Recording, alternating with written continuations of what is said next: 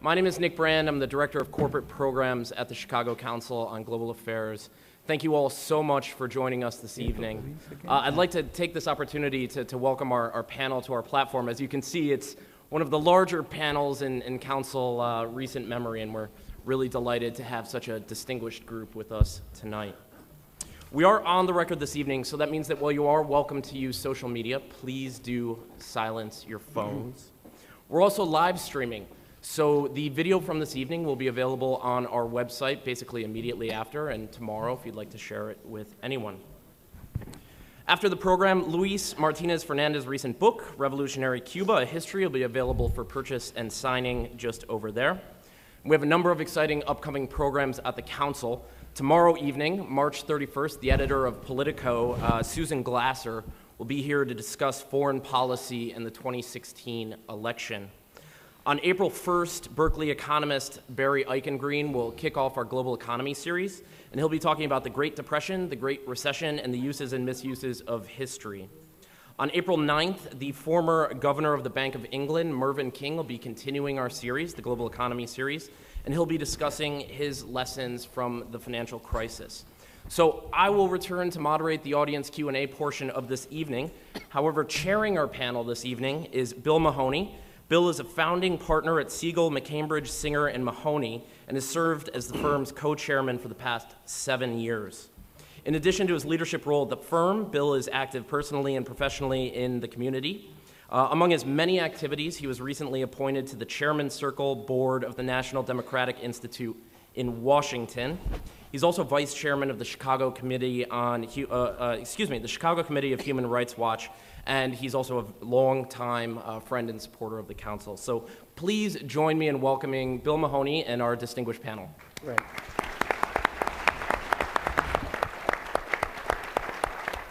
So good evening, ladies and gentlemen. It's an honor to be here. Actually, the reason I'm moderating this panel is I'm married to a smart, beautiful woman who was born in Havana and chose to marry and live with me here. So that's basically my singular qualification to do this Cuban panel. I'm delighted. I'm basically going to introduce tonight's speakers and give you a sense of where we would like to go with this forum. In December 2014, President Obama announced that the United States was moving to normalize relations with Cuba. Historically, diplomatic relations with Cuba had ended back January 3rd, 1961, when Eisenhower was president. A full trade and economic embargo was imposed on Cuba by the United States in 1962, and that embargo was strengthened and tightened by actions in 1992 and I believe 1996. Also, with the aura of Cuba's relationship with the Soviet Union, Cuba became part of the Cold War dispute between the United States and the Soviets. So I think it's fair to say that for over 50 years, the relationship between Cuba and the United States has been anything but normal. It essentially has been hostile. In the short term, I think we're going to hear that the restoration of diplomatic ties has involved prisoner exchanges, loosening of some travel restrictions, and a relaxation of some of the economic sanctions. However, the long-term implications of this Cuba-U.S. thaw really remain to be seen. There's lots of open questions, and that's what we have our panel here to enlighten you on this evening. I'm going to ask each of the panel members to wave at you when I introduce them, because they're not sitting in the order I have their names here. First of all, we have Frank Calzone. Frank is the executive director of the Center for a Free Cuba, a long-time involvement with issues involving Cuba, and I think fair to say that Mr. Calzone is not a proponent of the change in the policy, and he'll articulate why. To my left is Alberto Cole. Alberto is currently professor of law and director of European and Latin American legal studies at DePaul here in Chicago. He served in the George H.W. Bush administration as Assistant Deputy Secretary of Defense, and his longtime expertise in these Cuban matters. Luis Martínez-Fernández is our historian. He's a professor of History and Initiative in the Foreign Policy Program at the Brookings Institute. And for those of you who don't know or follow these things, the Brookings Institute is basically the granddaddy of public policy think tanks in D.C. So we're lucky to have Ted with us. And to my right is Julissa Reynoso. She is a partner at a law firm in New York, Chadbourne and Park. She previously served as Deputy Assistant Secretary of State for Central America, the Caribbean, and Cuban Affairs in the U.S. Department of State, I believe from 2009 to 2011. So we have a distinguished panel. They've all agreed to abide by the Global Affairs House rules, sort of our principles, which is, particularly with a big panel, some sense of equity in how the time is shared, and also a great sense of civility. So in short terms, that basically means no filibusters, no violence. And we'll go from there, okay? So we'll start off, I'm going to ask Alberto to frame the issue a little bit. Basically explain for the audience what happened in December of 2014. What is normalization and reestablishing relations? What is the president attempting to accomplish? Do you support the move? And what do you foresee as the near-term and mid-term steps to execute the new policy? And what are some of the pitfalls it may confront? Thank you, Bill. Thank you to the council. Ladies and gentlemen, I'm very honored to be here with all my fellow panelists. And to cut to the heart of your question, why did the president do this? Several issues, but the first one is that the United States had become dramatically isolated in its Cuba policy, isolated from the international community and isolated from Latin America. Ironically enough, our Cuba policy, which was intended to isolate Cuba, had wound up isolating the United States. There was no more dramatic example of this than the General Assembly resolutions that have been passed every year since 1992 criticizing the U.S. embargo. And the last 10 years were particularly embarrassing because all of our closest allies, I'm not talking about adversaries of the United States, I'm talking about our European allies, I'm talking about Japan, I'm talking about center-right governments in Latin America. They were all critical of us, and we only had one vote in favor of the embargo along with that of the United States, and that was Israel. But the funny thing about the Israeli vote is that even though Israel voted in favor of the U.S. embargo, they don't have a U.S. embargo, they don't have an embargo on Cuba, and they actually allow Israeli companies to trade with Cuba and Israeli investors to invest in Cuba. So this was a very problematical issue. And then finally in Latin America, the Cuba policy of the United States had become the equivalent to what 20, 30 years ago had been the Panama Canal. A very iconic but nevertheless powerful symbol of an American policy that was rejected universally across Latin America. And again, I'm talking about friends of the United States. These are pro-free market, conservative governments like those of Mexico, Colombia under President Uribe, now President Santos, the government of Peru, the government of Chile under Sebastián Piñera, as well as the government of Michelle Bachelet.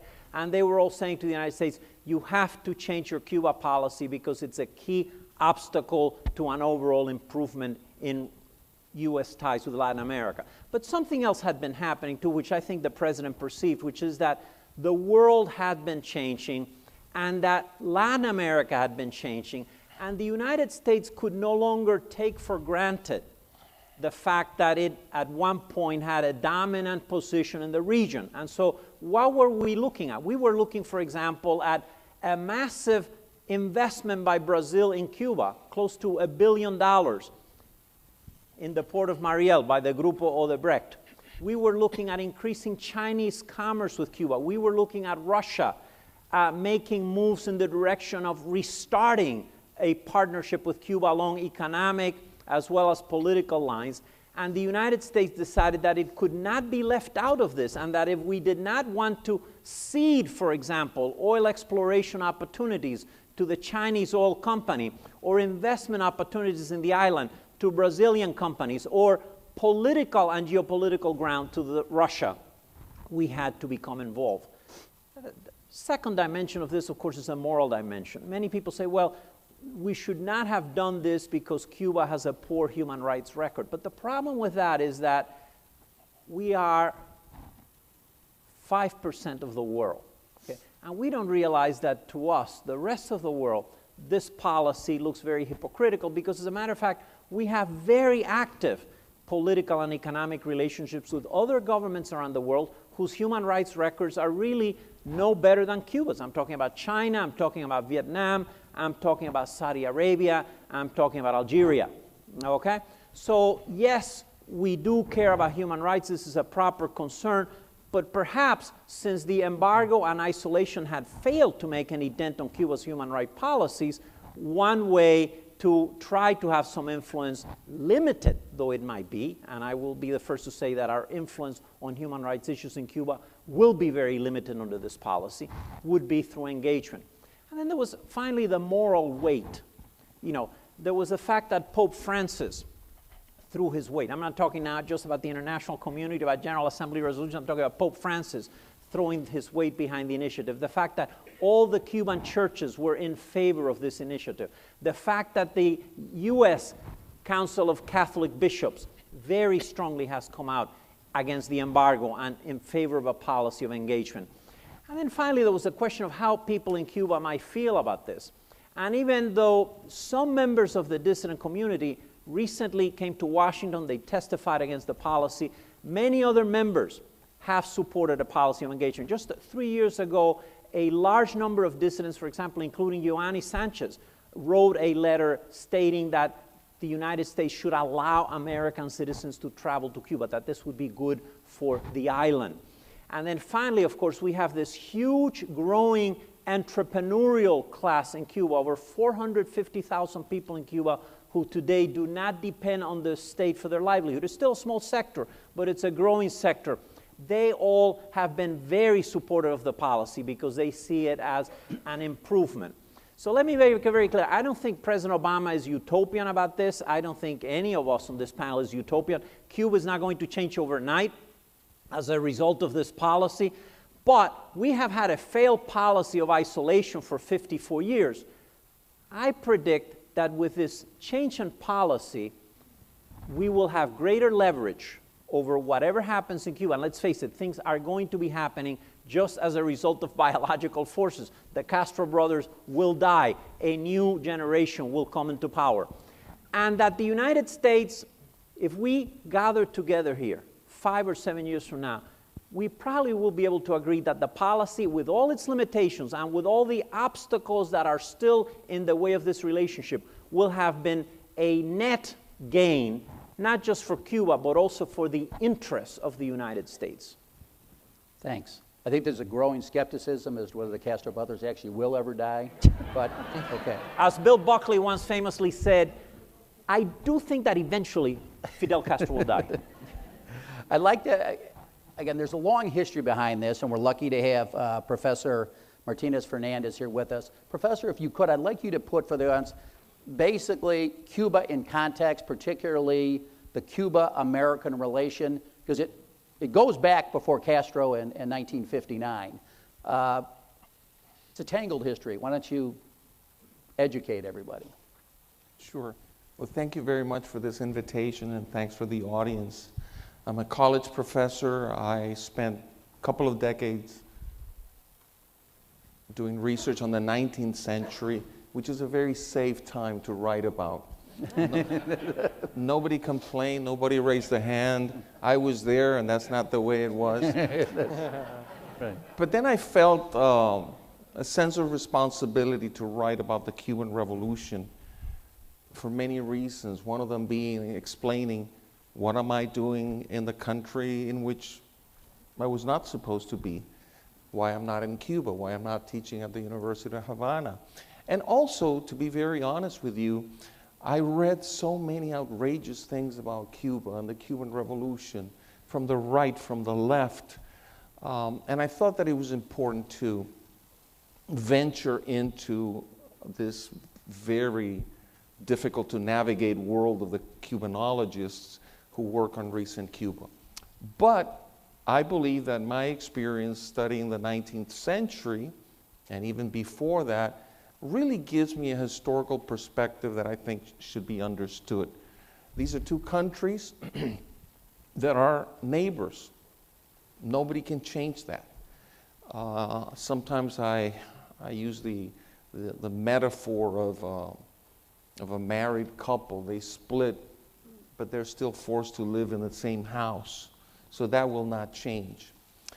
And these relations have been very complicated.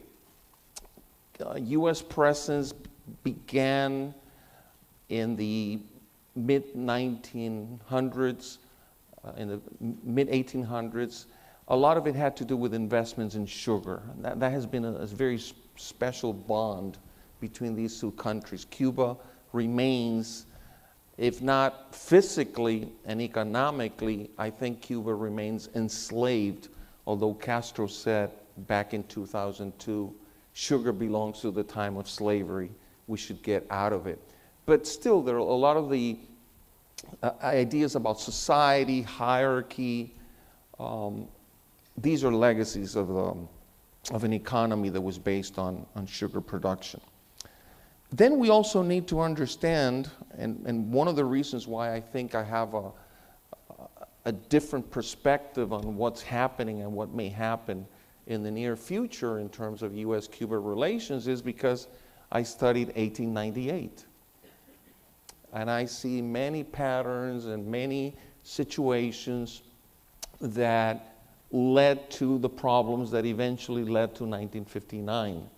And I think that it's interesting that, Cuba and Mexico, which are the nearest neighbors, well, Canada is of course a neighbor as well, are the two most nationalistic countries in Latin America. And there's good reasons for that. So 1898 comes. I teach Cuban history, and every now and then one of my students talks about the Spanish-American War. And with respect, and using it as an education moment, and why do you call the war Spanish-American War? Well, because it was the U.S. against Spain. Well, look into it. Cubans have been fighting for 3 years. It was a horrendous war. Few people realized that there were concentration camps in Havana, built by the Spaniards. 200,000 Cubans died in those concentration camps. So we're a proud people. We're a people that, for good or for worse, venerate men on horseback. It's part of our trajectory. If you walk down or ride by one of those boulevards in Havana, you will see this lineup of heroes, men on horseback. And of course, Jose Martí, who ironically died on horseback as well on his first day of battle because of his pride. Maceo, who was the black general, who I really see as one of my greatest heroes, was sort of indicating, well, Martí, it's very easy to be an agitator in New York and Tampa. Why don't you come here? So he went there and he died. So that's very important. And the link with the United States is that when the war ended, the United States and representatives from Spain sat at a negotiating table. And the Cubans were not allowed there. So you begin to see that there's paradoxical elements to this relationship. Because on the one hand, and there's a great book by a colleague and friend, On Becoming Cuban, by Lou Perez. I really recommend that book. He emphasizes the similarities between these two countries. And I would agree with him. If you look at patterns of consumption, for example, popular culture in some regards, the fascination with baseball, fascination with Hollywood, the fact that so many Cubans came to the United States to study, those are important. But my criticism of it is that if we look at the underlying cultural assumptions, we're talking about two very different countries. And I see that somewhere as an inheritance from the tensions, cultural and otherwise, between Spain and Great Britain in Europe. So what happens? Cubans win the war. We are humiliated. We are told you cannot be independent unless you agree to this amendment, which is the Platt Amendment, which was very humiliating. It meant that the United States had the right to control Cuban treaties with other nations, particularly when it pertained to loans, for example. The U.S. could intervene. So those are some of the elements in the background that we need to understand. I don't want to take more time than I want to, but then we look at the Cuban Revolution. And it's interesting to see that the changing position of the United States. Batista became an odious dictator. He was in power. He was okay until things were sort of in control. And I think this is one important point, because the Castro brothers gave the United States what the United States always wanted. And that was a stable government without social violence. And when you contrast 1959 with the past, you can see that. So that's that gives me pause as to perhaps being one of the reasons why the Castros have lasted so long. Lastly, I want to make just a couple of comments about attempts in the past to improve relations. And it's been interesting because the United States moves towards improvement, then Cuba moves in the other direction. They've never been as coordinated as they are today. And the last thing is that I don't want Cuba to be back in 1898, to be honest. And although I'm in favor of the negotiations, how can I be against two governments talking? I'm a little bit concerned that we may go to what happened in the early 20th century, and that is to have a Cuban economy of enclaves dominated by foreign capital, and a Cuban economy of kiosks for the Cuban people. So my concern is precisely that, going back more than a century before. And in that context, and you're saying there's some risk involved from the Cuban perspective as well, that things could revert to the way they were over 100 years ago. This was not a unilateral act by the United States. At the same time President Obama was making his speech, Raul Castro was speaking in Cuba saying they wanted to go forward as well. What do you think is motivating the Cuban government today to embark on these negotiations? What do they hope to achieve? Well, they've been seeing the writing on the wall in terms of Venezuela's unsustainability of the Chavista government. It's always been a matter of Cuba really being, I don't believe in luck as a historian, but to be able to take advantage of the geopolitical situations. First, the Soviet Union and China. Some preferred China, others the Soviet Union. Then Castro brilliantly triangulated those two countries. And then we see that after the collapse of the Soviet Union, the proximity in terms of relations with Venezuela and other countries like Iran, for example, and even Korea. So I would say that the geopolitics have always been there. Now, pertaining to the United States, I'm still grappling with understanding what has transpired. We historically think that lifting the embargo has been an objective of the left in this country, and that it has been the right that has been in opposition. Ever since the first President Bush, there has been an unholy alliance, if you will, of the most progressive elements and big business wanting to have the same accomplishments. So I think there's something about that today. Ted, in this, one of the things that I think is a little difficult to comprehend is they talk about normalization of relations, but even if we reestablish diplomatic ties as they're normally understood, it's still not going to be a normal relationship because we still have an economic embargo in place, and that can't be removed by presidential authority. Only the Congress can do that. So what is your perspective on how these tracks are going to be coordinated? What can happen in terms of economic changes in Cuba as long as the embargo is still in place? And long term, what are the prospects, if the embargo is removed, for economic dialogue and cooperation between the United States and Cuba? Well, thank you, Bill, and thank you all for coming. And I should say at the outset that the Brookings Institution is a think tank that's independent, and we don't have an institutional position on anything. It's all individual scholars who speak and research, so I just want to make that clear. So I'm speaking on my own behalf. I would say in terms of the potential here for normalization. It's a funny word when you think about U.S.-Cuba relations. I don't think we'll ever get to a normal state. It has not been a normal relationship for decades.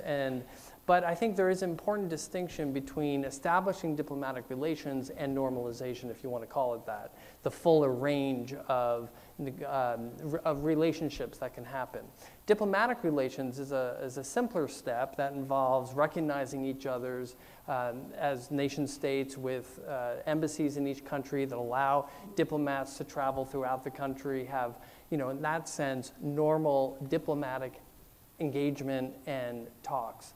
And that is long overdue in my view, and that's what's being negotiated as we speak. It's been a couple months formally. Of course, we had 18 months of secret talks before the announcement on December 17th, and we should really take a moment and acknowledge what a big deal that was. There's a very good book called Back Channel to Cuba, which documents the 50 years of secret talks that had happened, Republicans, Democrats, and failed. And this one didn't fail. It came through. And I think partly it was because it was kept so secret. And the Canadians and the Vatican, there are various actors behind the scenes who are playing a role. But the drama of December 17th, the impact it had in both countries, and the momentum it created by having two presidents at the top saying, we are going to start talking and figuring out this problem, I think allowed the big breakthrough in mentality, in attitude, in kind of seeing each other as not partners, we're not going to be friends overnight, but maybe less as hostile enemies, but as two countries that can at least talk to each other and figure out ways to pragmatically cooperate with each other in each other's interests. So in this first step, it's not only the diplomatic negotiation relationship, which, by the way, involves a very sticky issue for the Cubans.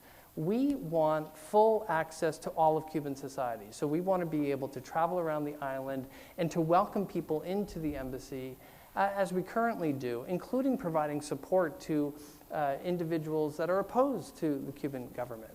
And of course, the Cubans say that's interference in our internal affairs, that's a violation of the Vienna Convention, you can't do that.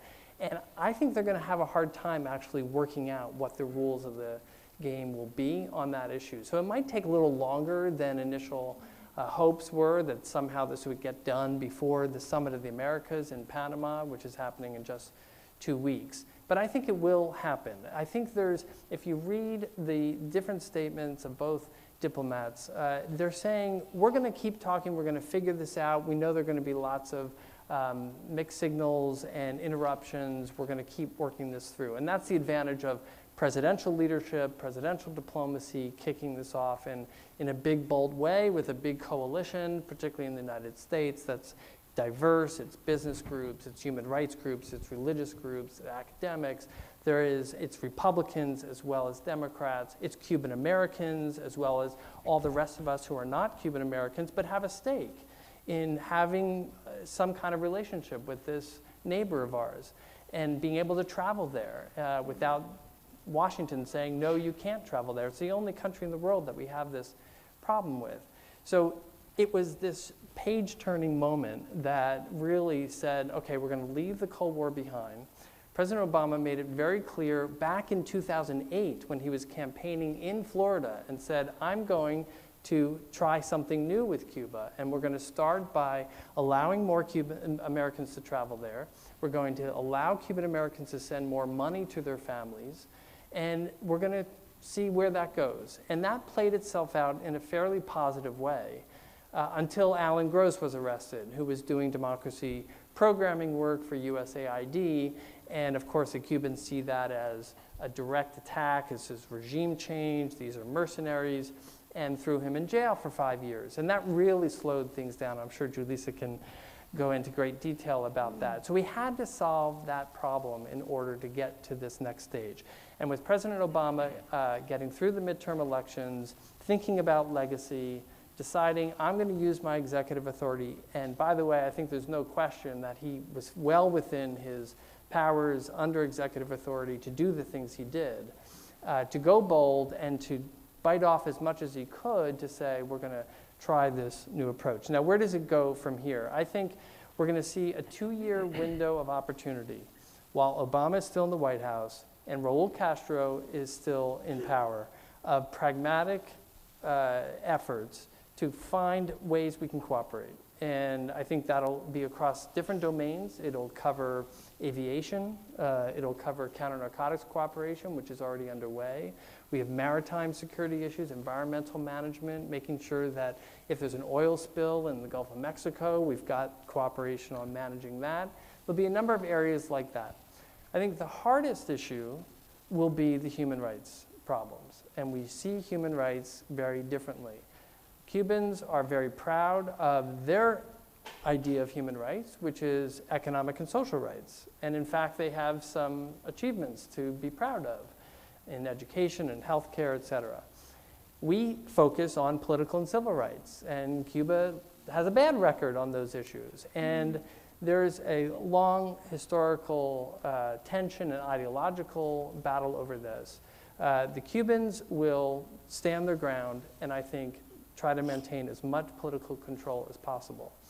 Where the opportunity exists is on the economics front and empowering the Cuban people. This is why President Obama spoke so specifically about empowering the Cuban people to become more independent of the Cuban state. And the Cuban regime has now opened the door for that to happen. As Alberto mentioned, 450,000 businesses that have opened up, restaurants, hotels, barbershops, small businesses. But they're slowly starting to grow. They're getting a lot of support from their families in the United States. And this is the beginning of a private sector in Cuba. There are also cooperatives that are beginning to operate. And these new steps the president has allowed, a whole set of new regulations that allow Americans to work directly with those individuals. So going around the Cuban state and saying, we're going to work directly with these people in humanitarian ways and in other ways, and hope for that sector to grow. It's a bet. We don't know where it's going to go. It's going to be slow. The Cubans are going to try to control it as much as possible. But economically, they need this as much as we want it. And that's where I think there's hope. Okay. Marcelino, we talked a little bit of your bio. You were in the Bay of Pigs, political prisoner in Cuba. My law school roommate's father actually served in the Bay of Pigs. And what they taught me was the people who served, that was the definition of a Cuban patriot. So as a Cuban patriot and someone who, as I gather, has been opposed to the Castro regime going back a long way, could you give us your perspective today on whether this initiative is appropriate and why? Thank you for the audience, for the interest in the problems of my country. Thank you to Bill. Thank you to my fellow panelists. I am going to speak from the perspective of a Cuban in the active opposition, in the political opposition in Miami, with very strong ties with the opposition in Cuba. So we want to see the opposition as one, not the opposition there and here, but there is one Cuban opposition that, by the way, the Cuban government denies the fact that there is an existing opposition. I learned many lessons after the Bay of Pigs when I was a prisoner of war, but one of the lessons I learned applicable to the meeting today is that I learned there that the Cuban problem cannot be solved with the direct help or involvement of any other nation. Like the professor said, that doesn't happen to Cuba what happened in 1898, that we fought for 30 years and at the end we lost. We were not in the negotiating table. So I learned that, and since then I have always looked and worked my political work in the Christian Democratic Party and in a coalition that we are creating right now in Miami called Consenso Cubano. I have always looked at the Helms-Burton Law and the confrontation between the United States government and the Cuban government as a wrong definition of the problem. And I think this opening, this new situation, as a completely new definition of the Cuban issue. And finally, we Cubans, in Cuba and outside, have to realize that we are the only ones who are going to solve the problem. And in that sense, the relationship between both governments redefines, as I said before, the situation, and now we realize that it's only us. The Cuban opposition in Cuba, and many of us outside, in December 17 was a day of joy. More than 80% of the Cuban people is in favor because, among other things, they are in such a critical economic, social, all type of conditions, so critical that this opening means a rate of hope. The key word is hope. The Cuban people for many years, they have lost hope. They feel impotent in front of a government that is very strict and knows how to control the population. So the fact that there is hope, I think, is one of the reasons why I, as an opposition, active member of the opposition, believe that this is good.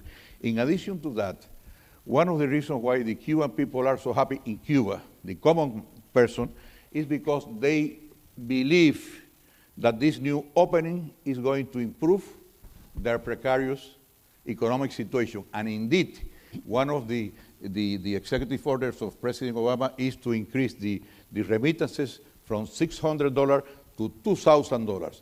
Remittances is one of the larger incomes that the Cuban people have from abroad.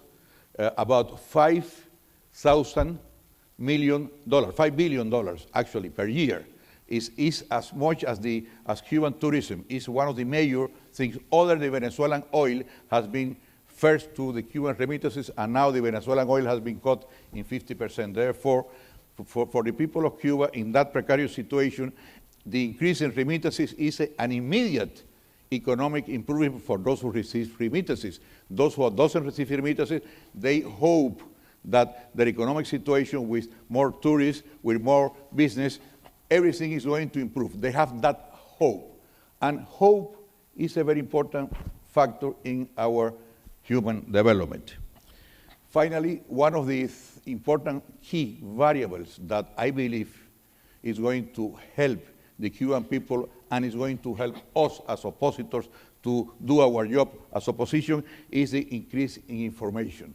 There is already a movement inside Cuba and outside Cuba to provide more internet, to provide more telephones. There are right now, I believe, about 1.5 million telephones in Cuba, more communications. They are very creative, the Cubans there, and they create intranets, so they have more information. And then the hope, the economics, in the information, these three factors will help the opposition, and that's why the opposition movement, more than 60–70% of the leaders of the opposition there are in favor of this move, as well as outside. So that's why we support. I can talk also as an American, because I am American, and I am an academic, graduated from Northwestern University.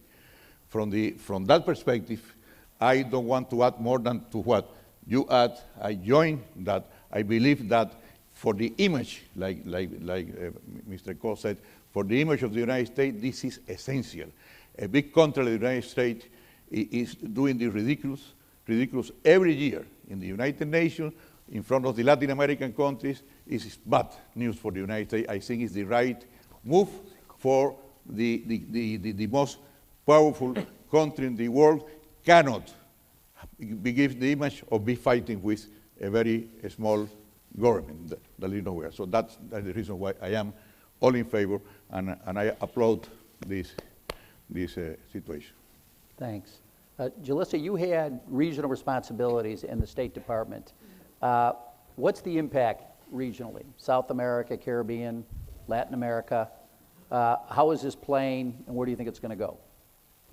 Well, I had the I was in charge of the Cuba portfolio from 2009 to 2011, where we started rolling out the changes. We started actually negotiating with the Cuban government in 2010, not 18 months ago. We started negotiating with the Cuban government in Haiti after the earthquake, and that's where a lot of these ideas originally came to pass, and were discussed in a very high level way with the foreign minister of Cuba. And one of our main sticking points at that point was the detention of Alan Gross, but there were other things that were discussed as well that evolved over the time and the period. But Alan Gross was the significant impediment to any furtherance of the relationship. That said, we had the region, Latin America, the Caribbean, very much on top of us, urging us to resolve the problem, not only politically, but culturally and socially. The average Latin American and Caribbean citizen was very much exhausted with the United States position with respect to Cuba. And frankly, several governments used the position as a means of escaping their own responsibilities. So when we were pushing a certain government to do certain things that we thought were important with respect to their political human rights posture, they would respond and say, well, look what you're doing with Cuba. So it weakened our position bilaterally with certain countries, and also weakened our position regionally with respect to how the United States was seen in Latin America at large. I think the move with respect to dialogue and normalization is a very positive thing. My last position was, I was the U.S. ambassador in Uruguay until mid-December. And Uruguay has a leftist government, Tupamaro government, very much pro-Cuba, or pro-Castro government. But at the same time, we were able to manage the relationship in a way that they were also very pragmatic, and we worked well with the United States. The image and the gesture of moving forward with the United States, with Cuba, the United States, was very important in terms of that relationship. It was something that came up often. I can't tell you the countless times that we had bilateral meetings with any country, name a country in Latin America, with the president or with the secretary at that time. When I was there with Secretary Clinton and then Secretary Kerry, were amongst the 10 talking points that a foreign government would raise, there was always a point about Cuba. And that's something I think now we have such goodwill, even though it's a broad gesture, there's a lot of work to be done that will gain us access and possibilities with Latin America and the Caribbean that we did not have before. That said, I think we have to manage expectations. One of the things that I think has come from this announcement is this idea that everything is normal. Everything is not normal. There are lots of things that need to happen between now and who knows when for the relationship to be a relationship of trust and of transparency. There's also a great deal of changes that need to happen in Cuba for the United States to feel comfortable that we can have a broad agenda with the Cuban government. So I think there is a kind of euphoria at this point, which is important, but I also think if we don't manage that level of joy and hope, we may fail long term. So we have to be mindful of the steps we take going forward to ensure that this process does not generate significant important failures. One other thing that we have to keep in mind as we look at the region is the fact that with respect to Cuba, Cuba is surrounded by a lot of neighbors that have significant problems in terms of security. And so what is normal for Cuba? Hopefully, when we engage with the Cuban government and the Cuban state and Cuban society, we will assist them with the United States and getting them to a place where they don't have the failures that a lot of other Latin American countries have. Mexico, Jamaica, Dominican Republic. I'm originally from the Dominican Republic. If the objective is to get Cuba to be the Dominican Republic, then we have serious problems. So I think we have to manage what does not mean in terms of moving forward with a country that is beginning to really understand its new existence vis-a-vis the United States. But at the same time, we have to be thoughtful about not breaking the country in a rush to normalize in whatever way we think that may be conceived from our point of view. But definitely, bottom line, it has been a very positive gesture for the region. I think you're going to see steps coming down the pipe from discussions at the Summit of the Americas, potentially a more significant vote at the Organization of American States, and in my view, even more importantly, a possibility of facilitating financing to Cuba via the Inter-American Development Bank, which is going to be an important gesture in helping Cuba move from its very dire economic situation in terms of projects and the like. But again, it's something that we have to, if I were in Cuba, I would be very keen to be managing suspiciously, going back to the presentation by the professor about the history of foreigners coming in and kind of putting things in the pipe and managing things and recklessly kind of imposing ideas and policies and normalcy without proper consideration. Thank you. Thanks. Frank, you've displayed a quality I don't normally associate with Cubans. You've been very patient. So we're getting a sense, obviously, a number of the panelists, I think with being realistic, but generally support the initiative. As I led off in your introduction, I think you continue to support the embargo and are not enthusiastic about this diplomatic move. So why don't you tell us why you are opposed to the direction the administration's taking, and what would you prefer the strategy to be? And specifically address, I think, a real key issue that people want to know about is even stipulating that the Cuban regime is not an admirable regime, and the Cuban regime's record on civil liberties and political rights is awful. Is that reason enough not to pursue diplomatic relations, considering the fact, as some of the other panelists have noted, we have diplomatic relations with lots of lousy regimes, including some of our allies. Thank you. I'm delighted to be here. I'm glad that you recognize that your appraisal of Cubans are not what you had in mind. Let me say that if I only knew what I have heard here tonight, I would also be waving the flag and supporting President Obama's actions. But there are a number of things that need to be brought into the discussion, and that are not necessarily simply the human rights question that you mentioned. First of all, I thought that American people were very enthusiastic about the idea of having a president in the White House that would base his public policy actions on transparency. That's not really what we got on this case, or in many other cases. There's no time to talk about them here. I'm glad that somebody mentioned Israel, for example, because I just met with the Israeli ambassador in Washington about 2 weeks ago, and he reminded me that now that the United States has normal relations with Cuba or with the Castro government, that it might be a good time for Cuba to reestablish normal diplomatic relations with Israel. Because Fidel Castro broke relations with Israel many years ago, basically because he wanted to be nice to the Arabs, radicals.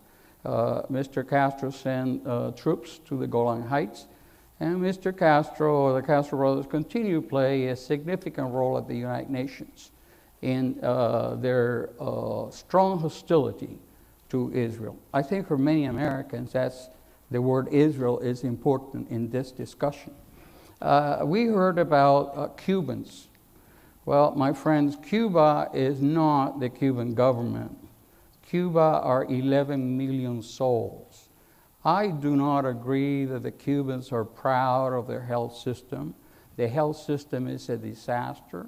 I don't believe that the Cuban people are proud of the educational system, where children are taught to read by looking at books that says guerrillero, guerrilla, F for Fidel, where Cubans go to prison for reading Animal Farm. Come on, this is not simply. And as far as looking at Saudi Arabia and the others, I come across that all the time. I guess I'm Cuban. I would like the model for Cuba to be Uruguay or to be Spain, but not to be North Korea nor Saudi Arabia. Let me look a little bit about the facts that were left out. One word, North Korea. I think the foreign policy of a nation has to do with defeating its enemies and supporting its friends and supporting the national interests of the United States. Less than 2 years ago, no one here mentions that. Less than 2 years ago, the Cuban government was caught trying to smuggle warplanes. This is a fact. I'm not talking about philosophy. I'm not talking what I think is going to happen 10 years from now. During the Obama administration, when the president means well, he extended a hand of friendship. Cuba was trying to smuggle warplanes to North Korea and missiles. What is that all about? This is 2 years ago, when Roberta Jacobson, who is a great human being, went to Cuba about a month ago to negotiate the discussion. She's the Assistant Secretary for Inter-American Affairs. A Russian spy ship had arrived the day before and left the day after. Those are facts. But people discussing Cuba and Obama, I guess, don't want to talk about those things. When Roberta went to Havana a few days ago, who was there? The North Korean foreign minister. The North Korean foreign minister was saying that North Korea and Cuba are in the same trench against the United States. Now, have you ever heard about that? Does that mean something? The president says that he wants to empower the people of Cuba. The president says that he wants a new policy. And what is the new policy?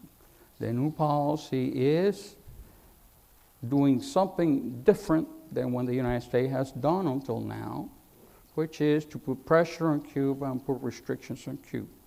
The new policy, frankly, is the old, failed policy that the rest of the world has had in regard to Cuba. The rest of the world has had full diplomatic relations with Cuba for 50-some years. Did that bring any change to Cuba? Did that help the economy in Cuba? Did that help human rights in Cuba?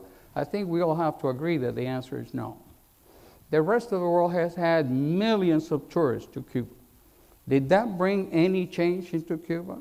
Does anybody tell you here, where do the tourist dollars go? If you think the tourist dollars go to build schools in Cuba, you're wrong. Because the tourist industry in Cuba, the hotels in Cuba are all controlled by the Cuban military. The dollars that tourists take to Cuba, and if I'm wrong, I hope that somebody will correct me in the panel.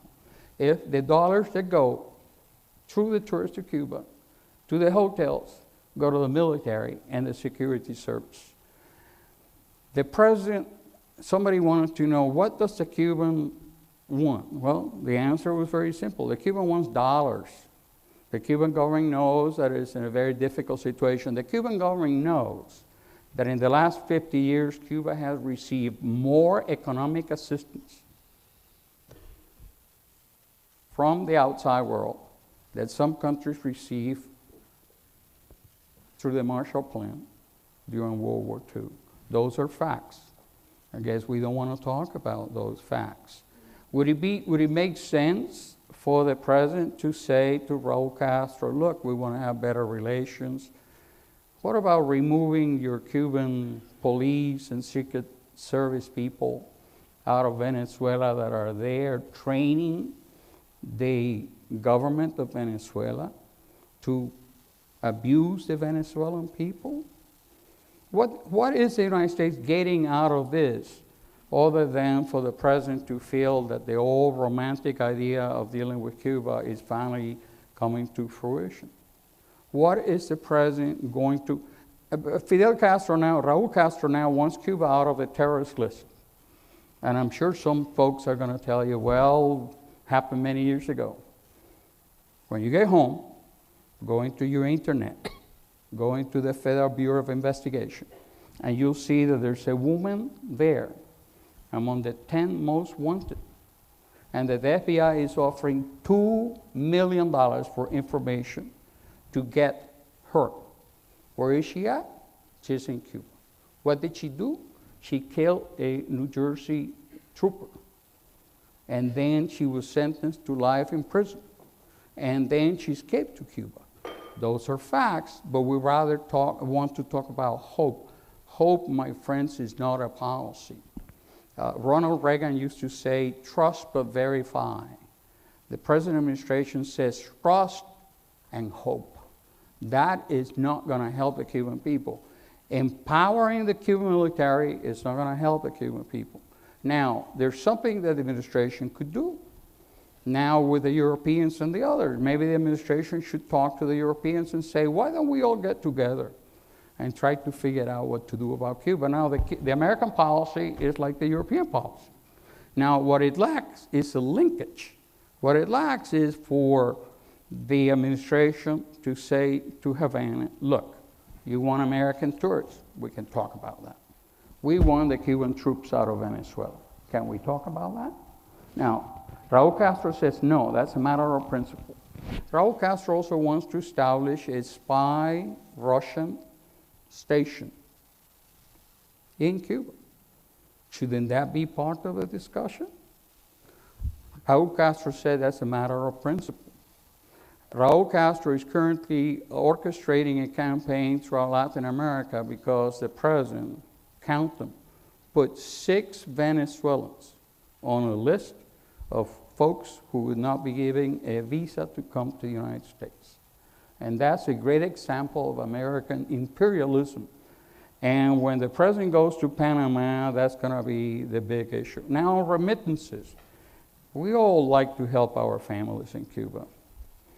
Do you know that the 80%, we talk about figures, and any figures that I use or anybody else in this panel use, go on the internet and check them out and see if those figures are accurate.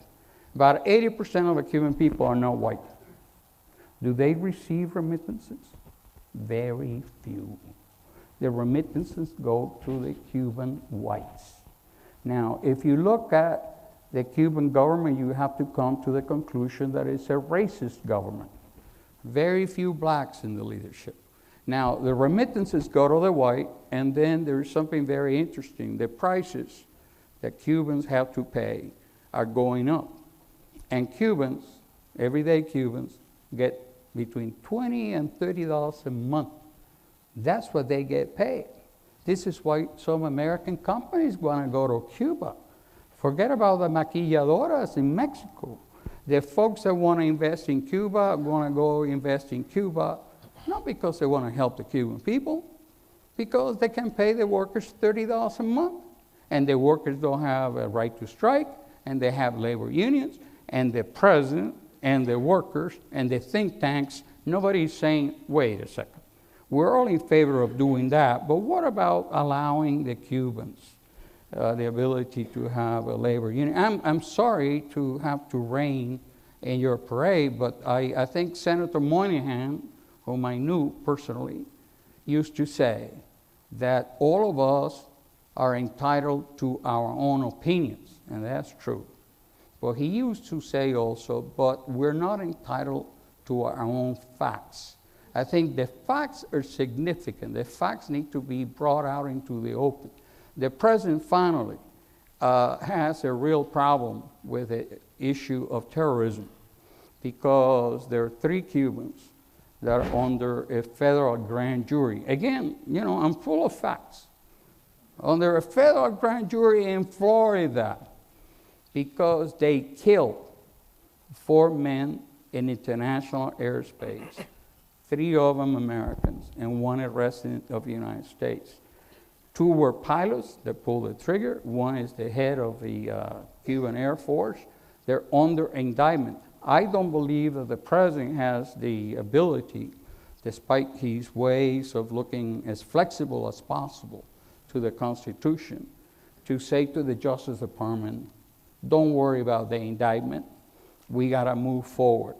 The president exchanged a spy, and I'll finish with that. Exchanged a spy that was serving a life sentence in American prisons, because that spy was involved in the planning of the killing of Americans in the Florida Straits. And that was done without transparency and without talking to the relatives. I think the president's duty is to protect American lives. Now, finally, on the Cuban community, just let me tell you a short story, how the Cuban Americans feel about this. I heard my mother talking to her grandkid one day, and the little girl, Bibi, was 6, and she said, well, what happened? What's Cuba? My mother said, Bibi, Cuba was like a house, and it got on fire. There was a big fire, and we have to run out. And the neighbors, the Americans, took us in. That's the way Cuban Americans look at the United States. If you go to the Vietnam Memorial, you could put your hand in the names of Cuban Americans there. So I leave you with that. And thanks. And universal agreement would make a dull panel. So, no, and so that's much appreciated. Normally, I think we would try to have an exchange amongst us and basically respond to each other's comments. I think we've done a good job on equity and a good job on civility, but we're at the point where we have to go directly to the audience. And so I'm sure we'll get some exchanges from those questions as well, assuming your questions are brilliant. Right. Well, before we do, can we please have a round of applause for our panel?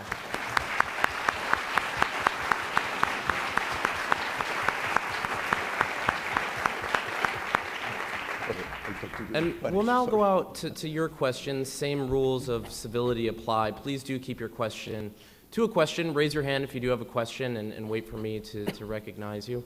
Yes, sir. The gentleman just over here. And we need the just wait mic. for the mic. We need the mic. Marcelino Millares. Yes. What do you think is going to be one of the dangers? I think is going to be the drug cartels when Cuba is more open.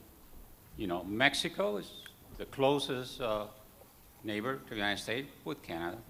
But look what happened to Mexico. Look what is happening in Puerto Rico.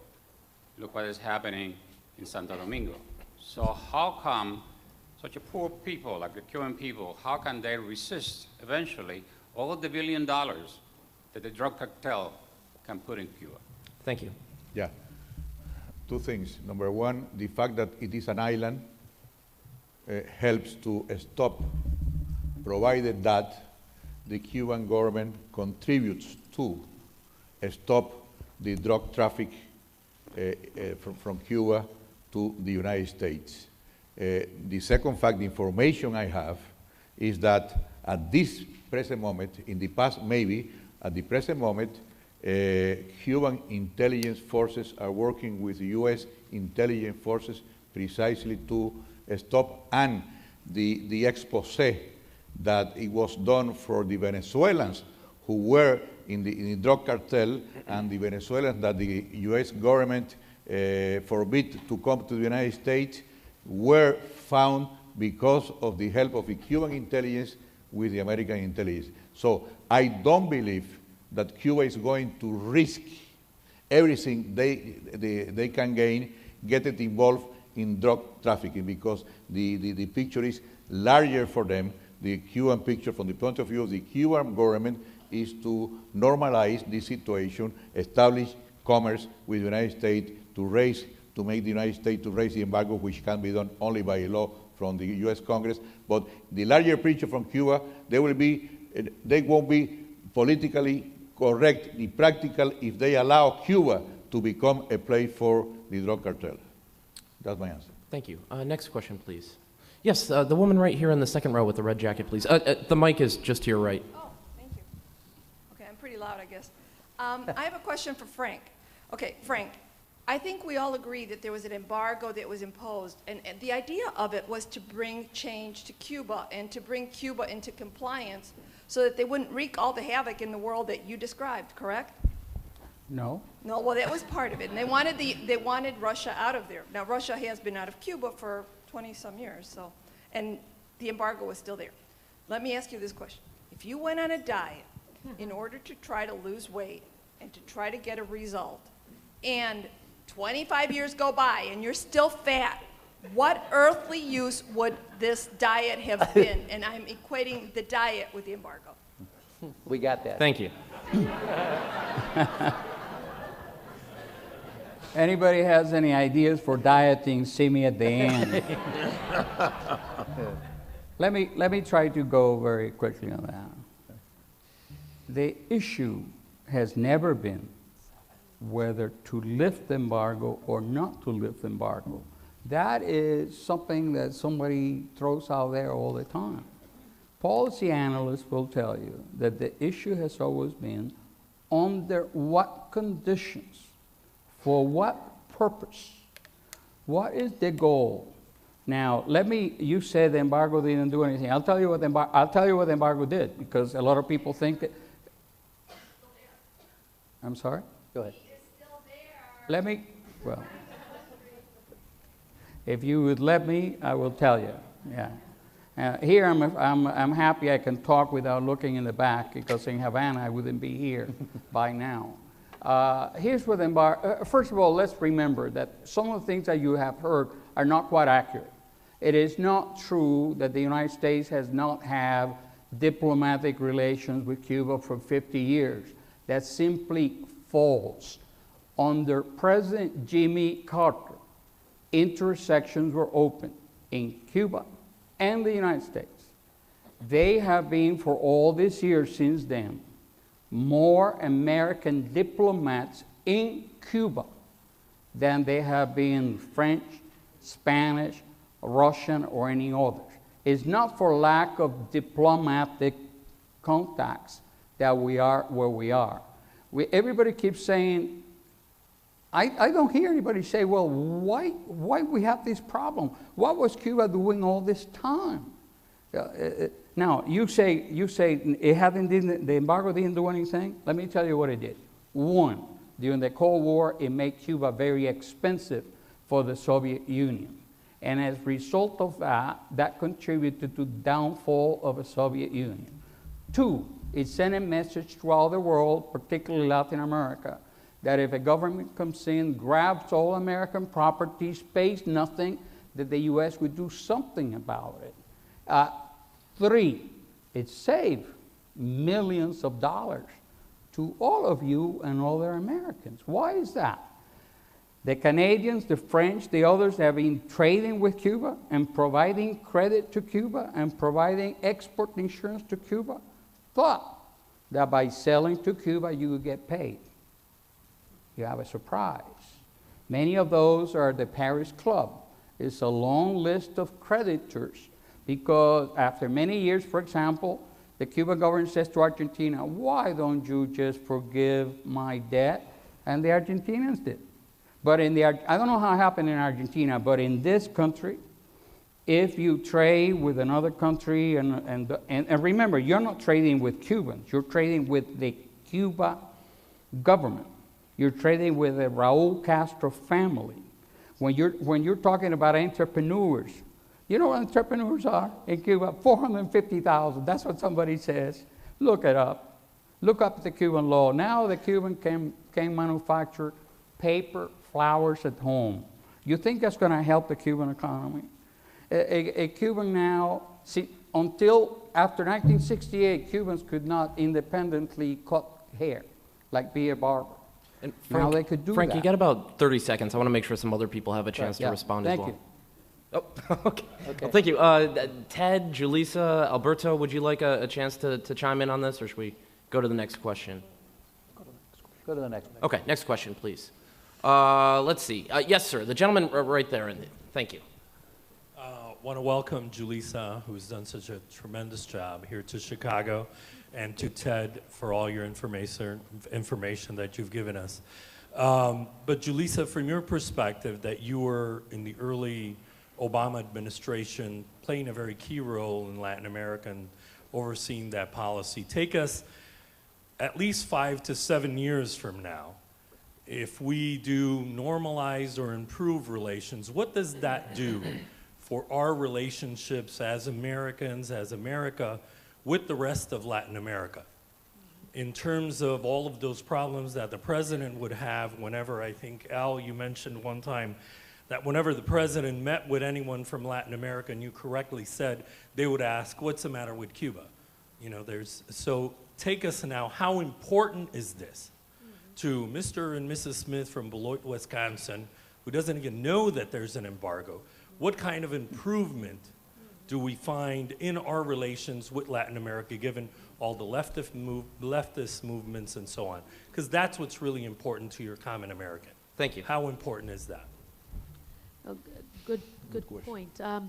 In terms of going forward, again, the normalization process with Cuba is going to take time. I'm imagining several years, right? From the diplomatic angle, the political angle, obviously the human rights conversations, negotiations, the economic embargo that is very much in place, and the multilateral dimension as well with respect to the possibility of Cuba receiving credit, which is a big piece of their ask.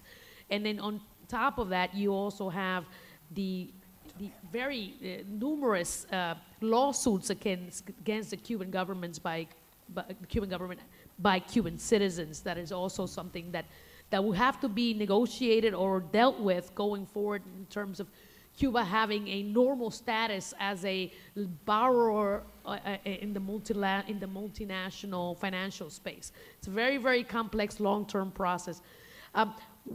I think the big challenge in terms of the gesture, if you will, the macro gesture has already taken place, which is the President Obama's making an important symbolic gesture to Cuba, and by extension to all of Latin America and the Caribbean. How is that going to change, I think, going forward, assuming we manage the expectations? How is that going to be manifest itself with respect to the region and the Caribbean, Latin America in particular? I think people are going to have a better perception of the United States, a more positive idea of Americans, right? We have, in certain countries, the United States and American citizens in particular have very, very negative numbers with respect to how foreigners, Latin Americans in particular, especially the more south you go to Argentina, Uruguay, Brazil, the numbers are extremely negative in how these citizens see the United States. They see us as imperialistas. They still have a very aged perception of how we do foreign policy. They still see Cuba as a victim of the United States imposition in terms of its colonial past. I think this dynamic is going to change that. And what does that mean? I think long term it will facilitate our ability to get things done, from having better political relations, from getting better, positive votes in the United Nations, to also working with these governments to do important things together in the region. That's politically. Economically, it's going to manifest itself in better commercial contact and trade. I think these things all percolate to different sectors of the relationship.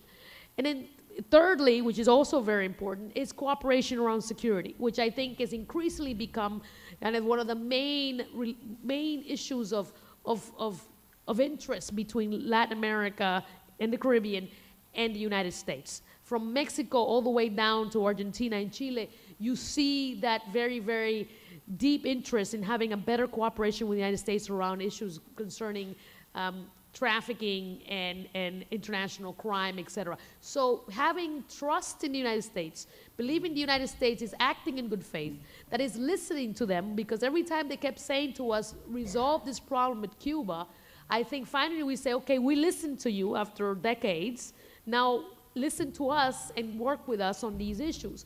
I think that's gonna be part of that dynamic. We're gonna maybe see some of it in Panama in the next 2 weeks' time, but it's really gonna happen more, it's gonna happen slowly over time as we move forward, because it was the two issues that were the common denominator in many of these conversations were Cuba and security. We took care of Cuba, or more or less, at least in terms of the gesture. Now it's gonna have to focus very much so on the issues concerning crime and international cooperation around that issue. Thank you.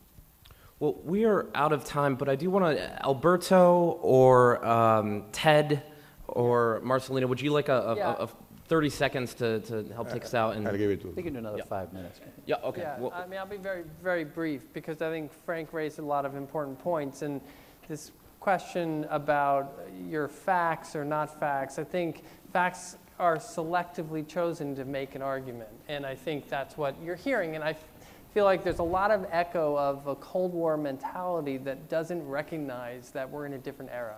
And Julissa, I think, explains the different era with the region.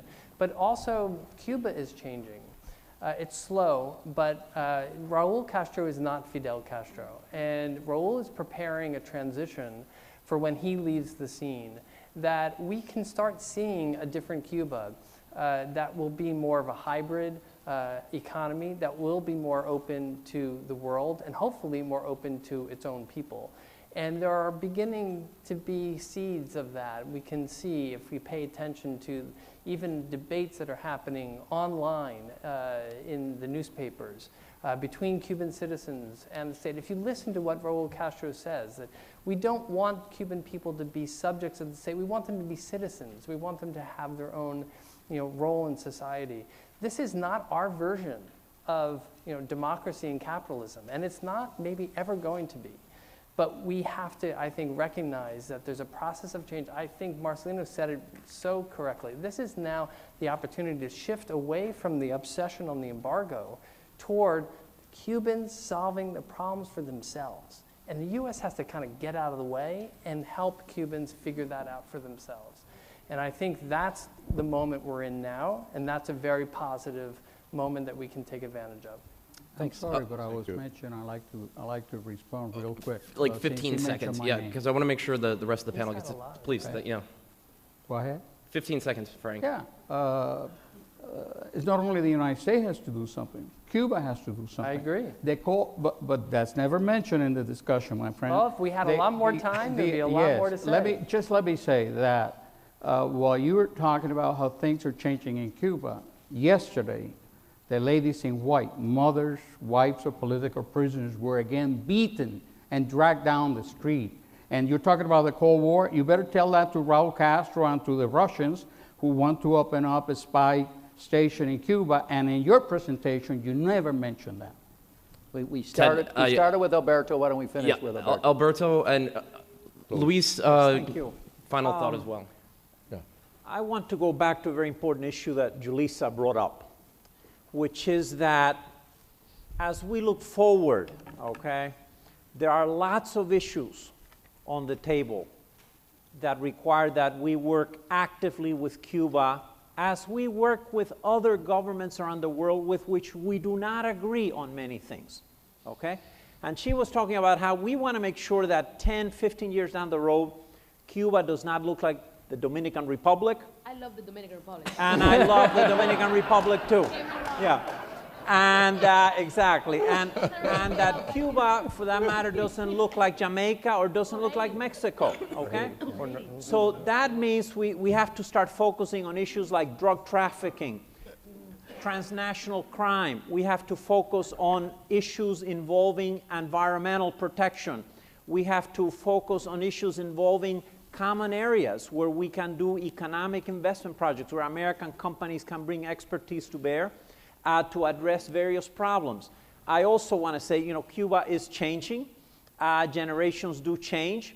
And the United States, I think, needs to position itself for that change. And again, it doesn't mean we approve of everything the Cuban government does, but that we are there working, using our influence, and particularly using the tremendous influence of those millions of Americans who over time, and American foundations, American private money, which over time will have gradually an impact on the evolution of Cuban society if our policy only allows that to happen. These are terrifically important factors over the next 15 years. Okay, and Luis, I just want to give you the opportunity, 30 seconds, any final thoughts? Yes, I'll be very brief. I don't have any political affiliation. I don't belong to any organization. I have academic freedom. That's very important to me. I say what I think is the truth. And I've been very honest with this audience as I am elsewhere. 3 points. 500,000 entrepreneurs in Cuba. These are people that were laid off by the Cuban government that was bankrupt. And they were told, now you're on your own. And we're not talking about people opening large restaurants or anything like that. We're talking about people who are called entrepreneurs, who have a little table out in the street, and they're refilling the types of lighters that we throw away. That's an entrepreneur according to the Cuban government. The other thing, I am so surprised that we have finally in this country bought the idea of trickle-down economics. It didn't work here. Is it going to work in Cuba?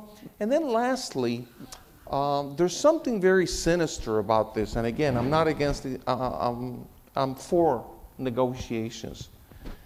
But the success of large U.S. capital in Cuba depends on the continuation of a regime that is authoritarian, that pays Cubans 5% of what the Cuban government gets for the right to employ them. With that, ladies and gentlemen, we are out of time, so please thank our panel.